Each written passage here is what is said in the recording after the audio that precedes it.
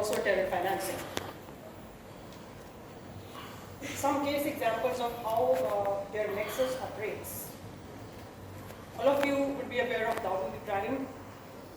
Dawood Ibrahim began as a small-time criminal in 1970s in Mumbai. Gradually, he evolved into a transnational criminal syndicate. And then he aligned with terrorist organizations and started smuggling weapons and explosives for them.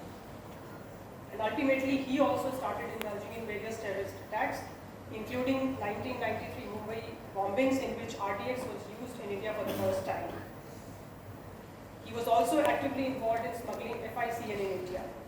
He has already been declared a global terrorist and has been designated as significant foreign narcotics traffickers. So D Company and Dawood, they give a very classic example where a criminal organization is also a terrorist organization, and the terrorist organization is receiving its funds through criminal activities. In Jammu and Kashmir, also we witnessed a situation when the terrorist organizations were active. We found that they were raising their funds through various criminal activities like extortions, robberies, bank lootings, FICN smuggling, drug trafficking, kidnappings, even gold smuggling, and by forcing certain land deals. And they were getting assistance from the local criminals in terms of information, logistics like weapons, vehicles, funds, food, hideouts, safe passage, and also fake identities. So this is how criminals and terrorists operated hand in hand in J&K. Of course, all that has been controlled now. One classic case where illicit trade helped in financing terrorism is that of cross-border LOC trade. It was started in 2008 as a confidence-building measure, where the goods which were produced locally were supposed to be traded between POK and Jammu and Kashmir. It was supposed to be barter trade based on zero tariff. But then what happened? This trade route was being utilized for financing certain terrorist activities. And you would be amazed to know how this all came to light. It came to light when a group of traders in Delhi raised an alert. They said that they are importing Californian almonds and they are paying a duty. At the same time, some traders in Delhi are getting Californian almonds, which is actually being exported by Pakistan to India. When the matter was investigated, it was found that it was actually third-party origin goods, though POK was not supposed to export third-party origin goods to India. They were supposed to export only the locally produced goods. But they were importing Californian almonds, and same almonds were being exported to India. DNA analysis was done, and it was found that those almonds were actually of Californian origin. There was under-invoicing also in the imports, which was leading to a lot of cash generation, and that cash was reaching the terrorist organizations. It was also found that the trucks which were used in cross-LOC trade, they were modified to create hidden cavities which were used to smuggle weapons, drugs, and FICN. This trade was ultimately suspended in 2019 after the investigations revealed that this cross-border LOC mechanism was being misused.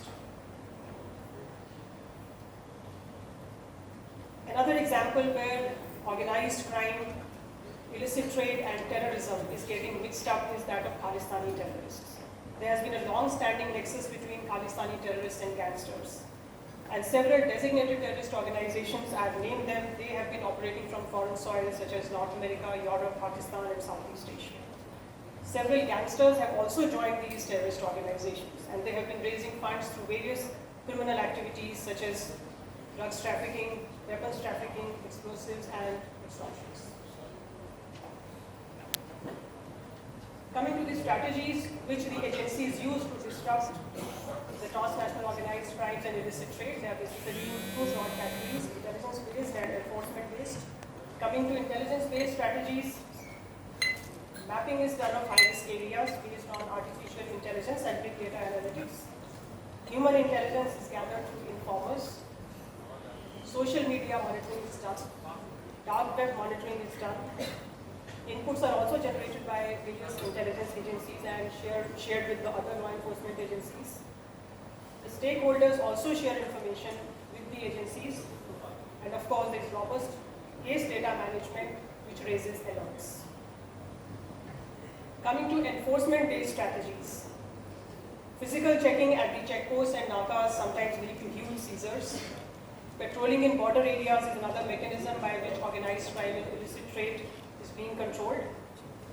Strengthening of border security and cross-border coordination, multi-state joint operations, search and seizure operations, evidence-based investigations using scientific, digital and forensic tools, prosecution of the offenders and attachment and confiscation of their properties and proceeds of crime, and concerted action by multiple government agencies and civil society stakeholders is basically the key to detect and disrupt the nexus between organized crime, illicit trade and terror financing.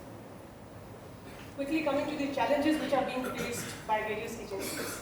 As all of us know that illicit trade remains secret, its covert nature makes it very difficult to quantify the exact volume of illicit trade, and whatever quantification is being done, it is based on the seizures made by customs on the borders.